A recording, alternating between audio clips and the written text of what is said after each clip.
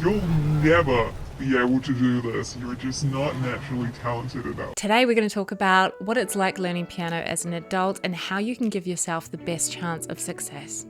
While I initially learned piano as a kid and studied for my traditional piano exams in my youth, when I became an adult, I had decided that I have learned enough, which makes me cringe now, but I sort of thought that I had reached a point in my piano playing that I shouldn't have to learn anything else and that I should just be respected and rewarded for what I already knew. But that young Ruth was totally missing the point of being a lifelong musician, and I was really robbing myself of the joy of continued learning. The beginner's mindset is there's always something to learn, no matter how much you think you know. Now, this idea rescued me from my ego back then and helps me acknowledge that as much as I knew, there's always more to learn. Even if you don't think you know it all when it comes to piano, as an adult, you are used to feeling like you know about most things.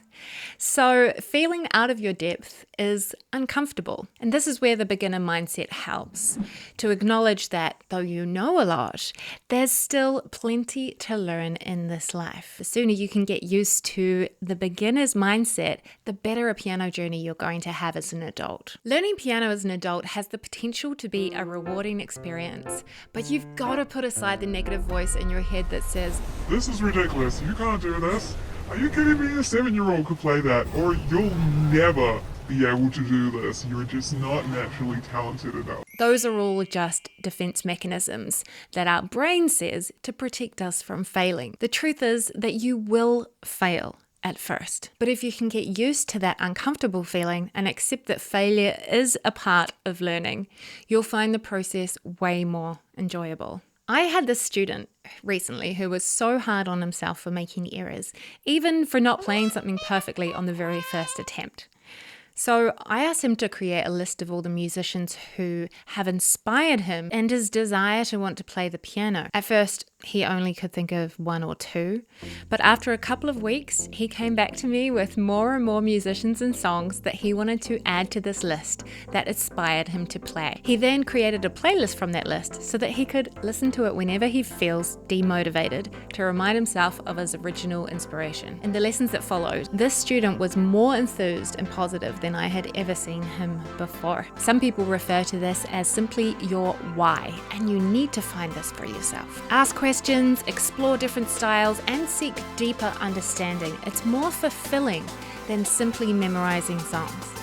The idea that if you just learn lots of songs, you'll naturally get better is a myth. If you want to continually improve your piano skills, you need to become curious. Curiosity will drive you to discover more about music than any teacher could ever motivate you towards. That drive will propel you faster and more organically than learning 100 songs from sheet music. Learning a song is purely mechanical until you start to ask questions about that song. What's my favorite part? Why does it make me feel that way? How has the composer done that? Who is the composer? You can do the same thing with any technique. So here's a major chord. So what does this sound like? Why does it make me feel this way? How do I create the shape in my hand? Curiosity is integral to how I teach my students and how I continue to learn myself. If you can have a childlike wonder and curiosity about the music that you're playing, then your learning as an adult is supercharged. Remember, anyone can learn piano with dedication and a positive attitude. So take the first step. Admit that you don't know everything, be okay with discomfort, and find your why for learning the piano. And if you're wondering which route to go down when you're learning the piano, you're going to want to compare online piano learning with piano lessons with the teacher.